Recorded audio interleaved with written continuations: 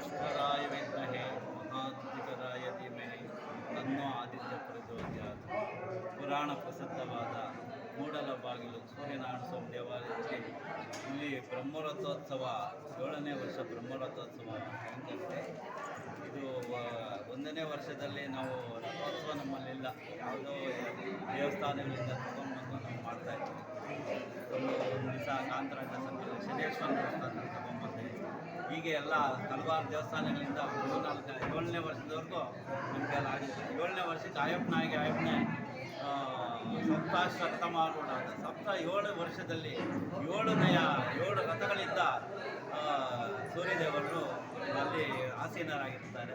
ನಾಳೆ ಅಭಿಜಿತ್ ಮುಹೂರ್ತ ಅಂದರೆ ಸೂರ್ಯನಾರಾಯಣ ಸ್ವಾಮಿ ದೇವರದಲ್ಲಿ 10 ಗಂಟೆಯಿಂದ 11 ಗಂಟೆಯಿಂದ ಹಿಡಿದು 12:20 ಶುಭ ಲಗ್ನದಲ್ಲಿ ಮೇಷಲಗ್ನದಲ್ಲಿ ಸೂರ್ಯದೇವರು ಛಾಯಾದೇವಿ ಸಂಜ್ಞಾದೇವಿ ಸಮೇತ ಶ್ರೀ ಸೂರ್ಯನಾರಾಯಣ ಸ್ವಾಮಿ ದೇವರಿಗೆ ಬ್ರಹ್ಮರಥೋತ್ಸವ ನಡೆಯುತ್ತದೆ. ಈ ಕಾರ್ಯಕ್ರಮಕ್ಕೆ ಖ್ಯಾತ ಜ್ಯೋತಿಷಿಗಳಾದ ದೇವಿಶ್ರೀ ಗುರೂಜಿಯವರು ಆಗಮಿಸಿದ್ದಾರೆ.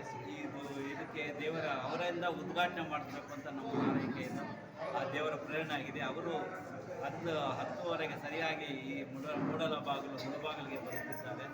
ಅವರ ಆತಿಥ್ಯದಲ್ಲಿ ನಮಗೆ ಬಹಳ ಅನುಕೂಲ ಆಗಿದೆ. ಅವರಿಂದ ನಮಗೆ ಬಹಳ ಅನುಕೂಲ ದೇವರು ಇದು ಮಾಡಿಕೊಟ್ಟಿದ್ದಾರೆ. ಖಂಡಿತ ಅವರು ಬರ್ತಾ ಇದ್ದಾರೆ. ಎಲ್ಲ ಭಕ್ತಾದಿಗಳು ಬಂದು ದೇವರ ಕೃಪೆಗೆ ಪಾತ್ರರಾಗಬೇಕು.